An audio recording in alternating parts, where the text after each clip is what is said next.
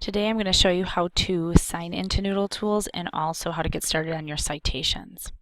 So the first thing, you need to be in your Google Drive in order to get to your Noodle Tools account. A lot of times students will actually be in the Chrome browser, which is right here, and they will try to get to Noodle Tools via the app launcher up here in the right hand corner. However, Noodle Tools is not hooked up with the Chrome browser, it's hooked up with your Drive. So first, make sure you get to Google Drive. Also, when you're in Drive, make sure you're in your Mukwonago account. So right up here it says Mukwonago School District. If you're at home and you're using Noodle Tools, you may be signed in a personal account, or a sibling might be signed in. So just make sure that you're in the correct account. Then if you go to the app launcher and click on More, there's a Noodle Tools icon on the bottom near Classroom.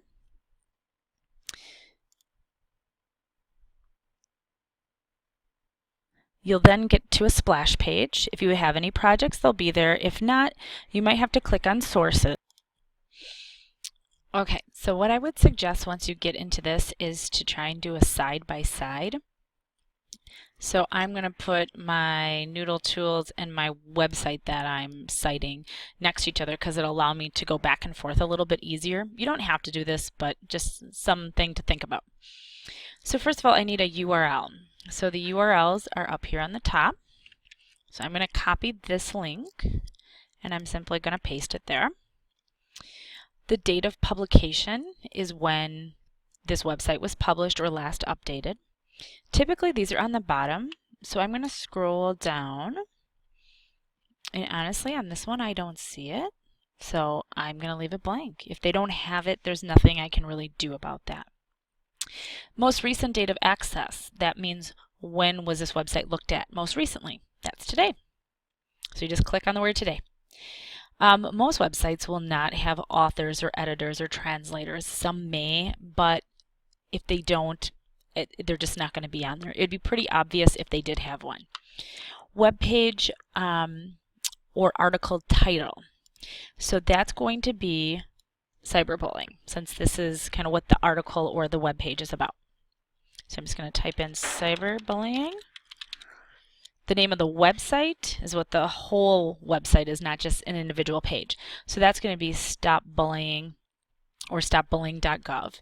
Oftentimes, if you can't quite figure out what the website name is, if you look right up here after the www, that'll give you a good idea of what the website is.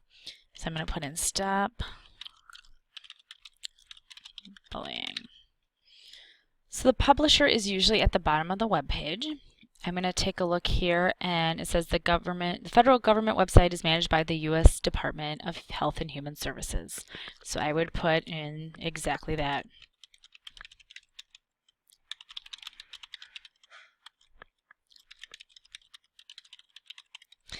It is also possible that the name of the website is also the publisher. Like Wikipedia is a great example. Wikipedia is the name of the website. Wikipedia is also the publisher of that website. So take a look for publisher on the bottom. If you're not sure if you have questions, make sure you ask someone. We can help you with that. And that's really all you have to put in for a website: the URL, the date of publication if you can find it, the most recent date accessed, the web page or document, the website, and then the publisher. So I will submit, and then that will be my first citation. Couple things. If I need to go back to the server, instead of having to figure out where I need to go or what I typed in as my search word, I can click on View Live Web Page. It will take me right there. The other thing is, for the next citation, you'll just create a new citation, go to website.